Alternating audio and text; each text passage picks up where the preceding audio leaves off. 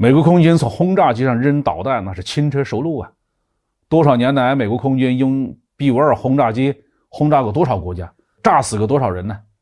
如今怎么连一颗导弹也扔不下来呢？所以，美国空军面临的不是科研本身的问题，而是文化和体制问题。各位网友，大家好，欢迎来到包明说。这期话题我们说一说美国空军的高超音速导弹的研发3射3败，有下马的风险吗？原来它的科研文化出问题了。据美国空军杂志1月19号报道，说美国空军部长弗兰克·肯德尔警告，不要仅仅因为中国在高超音速武器领域取得了超前，就过分的强调这个东西。肯德尔说，高超音速导弹更适合中国的战略，美国空军呢还没想好自己要啥呢。其实呢，肯德尔说这句话有些违心啊。东风17在2019年国庆阅兵式上亮相以后美国是3军震动正在研制中的几个高超音速武器型号是全面进入快车道。然而，美国空军的头号高超音速项目 AGM-183A 却在2021年3射3败，场面是极为不堪。如今呢，眼看导弹研制进展不顺，肯德尔作为空军部长说，空军还没想好，这搞不好是在为这个型号下马提前吹风呢。美国的军事研发能力极强，绝大多数现代化的武器装备都是美国人先搞出来的，然后其他的国家才设法跟进。在武器装备上能够比美国只落后一代，那就已经算是相当领先了。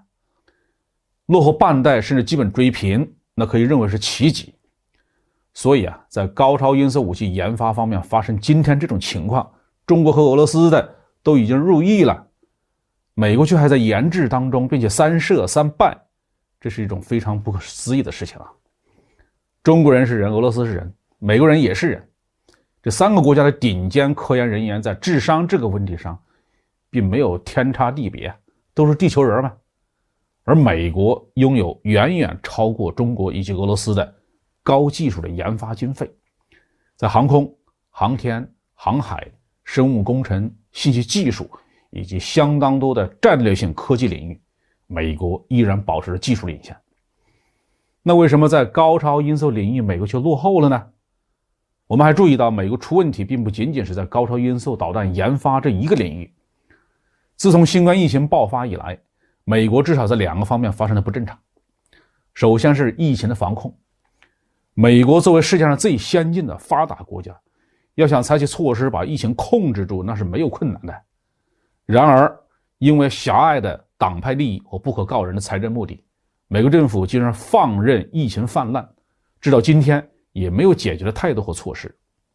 第二就是新冠疫苗的问题。美国实际上走了一条比中国疫苗更为先进的道路。按理说，以美国多年来在生物医学工程上的积累，拿出一种有效的疫苗，迅速的阻止疫情的扩大泛滥，应该是不困难的。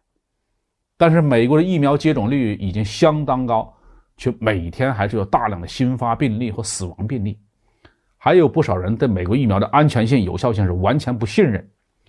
这就让人不得不想到一种非常可怕的可能性，那就是美国的科研文化出问题了。美国的科研文化曾经是非常领先的，阿波罗工程、超大规模的集成电路、先进的航空发动机，乃至我们正在使用的互联网本身，都是美国先进科技文化的产物和体现。美国的科研体制也成为全世界几乎所有国家，包括中国，在努力学习、借鉴或效仿的对象。中国的产学研一体化、军民融合、开源研究等等，很多都是从美国那儿学来的。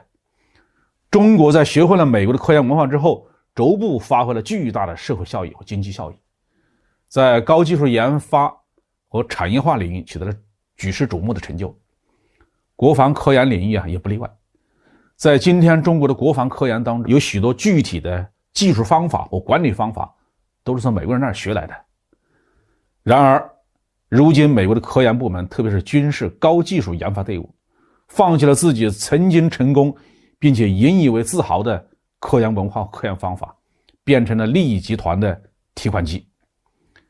型号能不能搞出来是次要的，主要是能不能每年申请下来科研经费。仅仅是高超音速导弹研发，目前美国陆海空三军加上国防高级研究计划局DARPA都有研制计划，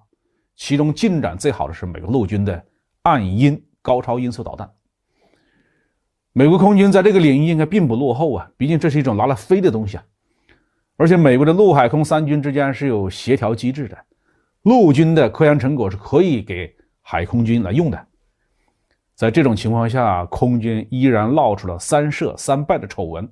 最让人不能理解的是，3次失败并没有发生在高超音速的飞行阶段，而是在导弹的投掷和加速的初期。美国空军从轰炸机上扔导弹那是轻车熟路啊，多少年来美国空军用 B-52 轰炸机轰炸过多少国家，炸死过多少人呢？如今怎么连一颗导弹也扔不下来呢？所以美国空军面临的不是科研本身的问题，而是文化和体制问题。在众多利益集团的共同作用之下，这个问题得到解决的希望是非常渺茫的。国防部长、空军部长或者是总统，你想要强行的扭转局面，打破利益集团的垄断，等待他们的未必是好下场。好，这句话就说到这里。